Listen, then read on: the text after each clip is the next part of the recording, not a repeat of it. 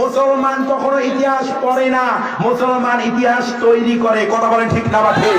ও মুসলমান কাবা থেকে শিক্ষা নেন। আল্লাহ রাসূল সাল্লাল্লাহু আলাইহি ওয়াসাল্লাম জন্মপ্রাপ্তকালে আবু জেহেল যখন রাষ্ট্র ক্ষমতায়, আবু জেহেল চিন্তা ভাবনা করলো মুসলমানদের কাবা, মুসলমানদের পবিত্র ঘর হলো কাবা, যেখানে তারা নামাজ পড়ে, যেদিকে ফিরে তারা সিজদা করে, যেদিকে ফিরে তারা রুকু করে, এই কাবা পবিত্র ঘরকে অপবিত্র করা দরকার। আবু জেহেল ক্ষমতা থাকাকালীন ক্ষমতা থেকে আইন পাশ করে ওই কাবা শরীফের ভিতরে একটা নয়, দুইটা নয়, তিনটা নয়, 360টা মূর্তি ঢুকিয়েছে। কথা বলে ঠিক না ঠিক? লাত, উজ্জা, মানত, হব্বল, দেব, কত নাম, এই সমস্ত মূর্তি ঢুকাইয়া আবু জেহেল মনে করেছিল এই কাবা ঘর আর মনে হয় পবিত্র কেউ করতে পারবে না। কথা বলে ঠিক না ঠিক? ও মুসলমান, আমার নবী অভিপ্রাপ্ত হওয়ার পর, আমার নবী কোরআনের দাওয়াত নিয়ে আসার পর, আমার নবী হাতে হাত রেখে অসংখ্য সাহাবা ইসলাম গ্রহণ করার পর যখন তারা ইমানের শক্তি বেড়ে গেল, মুসলমানরা ওই কাবা ঘর থেকে 360টা মূর্তিকে লাথি মেরে গুড়িয়ে দিয়ে কাবা ঘরকে অপবিত্র থেকে পবিত্র করেছেন। কথা বলে ঠিক না ঠিক? মুসলমান, সেই সূত্রে বলতে চাই, আজকে নরেন্দ্র মোদী তুমি যদি ক্ষমতা জোরেও আজকে যদি বাবরি মসজিদ ভেঙ্গে রাম মন্দির বানাও, আল্লাহর কসম, আল্লাহর কসম, টুডে টুমরো, আজ না হোক কাল, মুসলমানরা ক্ষমতা আসলে যদি ওই বাবরি মসজিদের রাম মন্দির ভেঙ্গে দিয়ে খান খান করে দিয়ে আবার বাবরি মসজিদ তুলবো। এতে যদি জীবন দিতে হয়, রক্ত দিতে প্রেরিত হয়, কারা কারা দিয়েছেন দু হাত তুলে আল্লাহর দেখায়।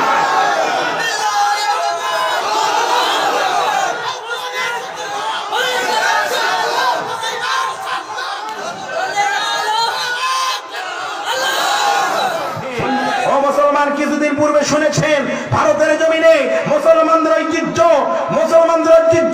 বাবরি মসজিদ ভেঙে দিয়ে সেখানে নাস্তিক মানব ব্যবস্থা না, রাম মন্দির, সেখানে রাম মন্দির নির্মাণ করার প্রস্তাব দিয়েছে। কথা বলে ঠিক না ঠিক? মুসলমান, আমরা এই তীব্র নিন্দা জানাই, অথচ আমাদের দেশের বাংলাদেশের কিছু মুসলমান নামধারী মুনাফিক মার্কা মুসলমান তারা বলেছে এটা ওই দেশের আভ্যন্তরীণ বিষয়। জোরে বলেন নাউজুবিল্লাহ। মুসলমান, আপনাদের কাছে জানতে চাই, আপনাদের এই মন্ডল পাড়া, নিজ পাড়া, এই এলাকার মসজিদ যদি কোনো বেদিন, কোনো কাফের বেঈমান ভেঙে দিতে আসে, পার্শ্ববর্তী এলাকার লোক যদি বলে এটা পার্শ্ববর্তী এলাকার আভ্যন্তরীণ বিষয়, এটা কি কোনো মুসলমানের পরিচয় হতে পারে? আবার যদি পার্শ্ববর্তী কোনো মসজিদ ভেঙে দিতে চায়, মসজিদের গায়ে আঘাত দেয়, আসাদুজ্জামান ভাইয়ের মা অসুস্থ, 500 টাকা দান করেছেন, বলেন আমিন। আল্লাহ তার মাকে সুস্থতা দান করুন, বলেন আমিন। পার্শ্ববর্তী মসজিদ যদি কেউ ভেঙে দিতে চায়, কোন নাস্তিক মাননীয় বাচ্চারা সেখানে আঘাত করে, এই মন্ডল বড় মুসল্লিরা যদি বলে এটা পার্শ্ববর্তী গ্রামের আভ্যন্তরীণ বিষয়, এটা কি কোনো মুসলমানের পরিচয় হতে পারে? ও মুসলমান, আমি ঠিক তেমনি ভাবে বলতে চাই, যদিও আমাদের পার্শ্ববর্তী দেশ ভারত, সেখানে মুসলমানদের মসজিদ বাবরি মসজিদ, সেখানে মুসলমানরা সিজদা করে। কথা বলেন ঠিক না ঠিক? শুধু ভারত নয়, তাম পৃথিবীতে যেই দেশে মুসলমান আছে, যেই দেশে মুসলমান নামাজ পড়ে, সব মসজিদগুলো মুসলমানদের কলিজা। কথা বলে ঠিক না ঠিক? শুধু এই কলিজায় আঘাত দিলে কোন মুসলমান ভালোবাসা রাখবে না, তাদের বিরুদ্ধে আন্দোলন করতে হবে। কথা বলে ঠিক না ঠিক?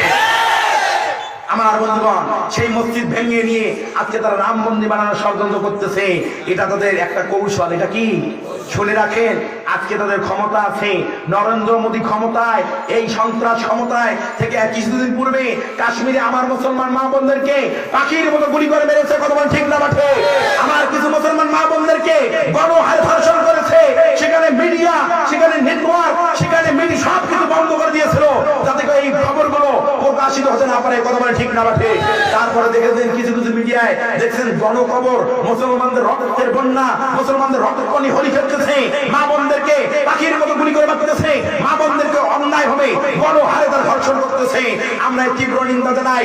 ও মুসলমান, যদি এই সমস্ত নাস্তিক মালাউনদের বিরুদ্ধে আমার মা বোনদের ইজ্জত রক্ষা করার জন্য, মুসলমানদের ঈমান রক্ষা করার জন্য যদি আরেকটা ডাক আসে, যদি জীবন দিতে রাজি হয়, রক্ত দিতে প্রেরিত হয়, কারা কারা দিয়েছেন দু হাত তুলে আল্লাহর দেখায়।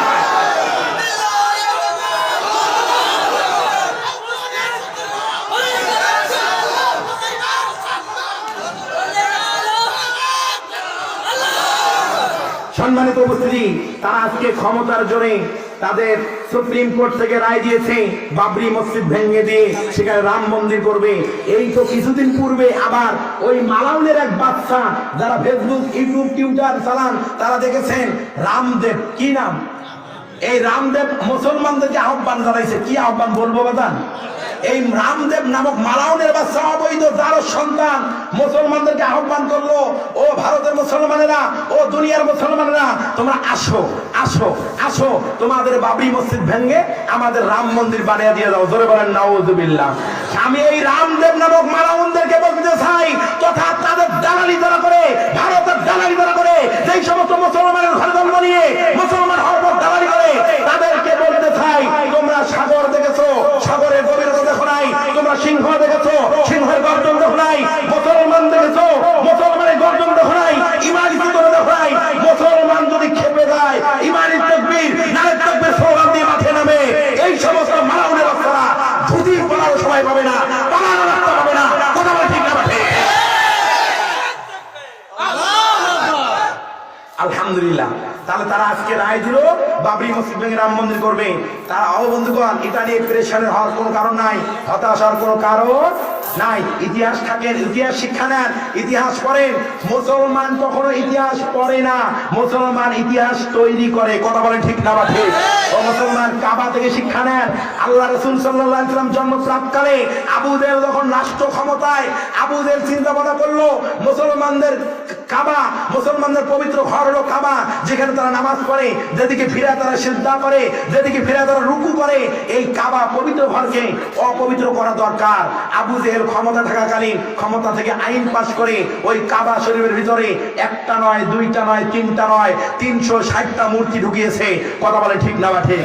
লাত, উজ্জা, মানত, হব্বল, দেবর, কত নাম, এই সমস্ত মূর্তি ঢুকাইয়া আবু জেহেল মনে করেছিল এই কাবা ঘর আর মনে হয় পবিত্র কেউ করতে পারবে না। কথা বলে ঠিক না ঠিক?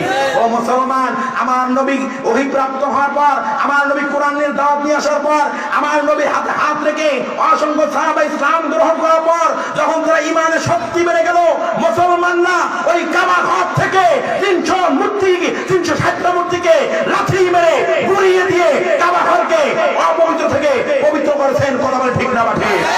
মুসলমান, সেই সূত্রে বলতে চাই, আজকে নরেন্দ্র মোদী, তুমি যদি ক্ষমতা জোরেও আজকে যদি বাবরি মসজিদ ভেঙে রাম মন্দির বানাও, আল্লাহর কসম, আল্লাহর কসম, টুডে টুমরো, আজ না হোক কাল, মুসলমানরা ক্ষমতা আসলে যদি ওই বাবরি মসজিদের রাম মন্দির ভেঙে দিয়ে খান খান করে দিয়ে আবার বাবরি মসজিদ তুলবো।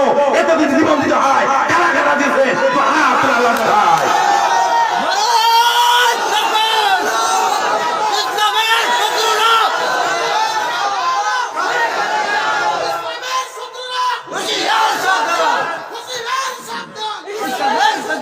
মুসলমান, বিচলিত হওয়া যাবে। আমাদের সাথে কে আছেন? আমাদের সাথে কে আছেন? আমরা যখন বিপদে পড়ি তখন সাহায্য দিই আল্লাহর কাছে, মাতা নাসরুল্লাহ, ও আল্লাহ তোমার সাহায্য কোথায়? আমার আল্লাহ সান্ত্বনার বাণী দিয়ে বলে, আলা ইন্না নাসরুল্লাহি করিব, ও বান্দারে, আমার সাহায্য, আমার রহমত, আমার বরকত তোমার অতি নিকটে। জোরে আল্লাহু আকবার। তাহলে যে আল্লাহর সাহায্য আমাদের অতি নিকটে, আমরা মুসলমান বিচলতে পারি? আমরা যদি মুসলমান ইমানি শক্তি নিয়ে বাতিলের বিরুদ্ধে নেমে যাই, আমার আল্লাহ বলেছেন, মাতা রাসূলুল্লাহ বলেছেন, আদরকে সাহায্য করা, ওয়াকানা হাক্কান আলাইনা নাসরুল মুমিনিন, এই সমস্ত মুমিনদেরকে বিজয়ী দেওয়া আমি আল্লাহ তাআলার ওয়াজিব হয়ে যায়। মুমিনদেরকে সাহায্য করা আমি আল্লাহ তাআলার পক্ষে ওয়াজিব হয়ে যায়। সুবহানাল্লাহ। তাহলে যে আল্লাহ আমাদের পক্ষেও সাহায্য করা ওয়াজিব হয়ে যায়, সেই মুসলমানের ভয়ের কোনো কারণ আছে? তাহলে সেই মসজিদকে নিয়ে আজকে তারা ষড়যন্ত্রে লিপ্ত। সেই সূত্রে আজকে বাংলাদেশে কিছু মসজিদ তারা ধ্বংস করতে যাচ্ছে, বাংলাদেশে মসজিদ মাদ্রাসা ধ্বংসের পায়তারা করছে। কথা বলেন ঠিক না?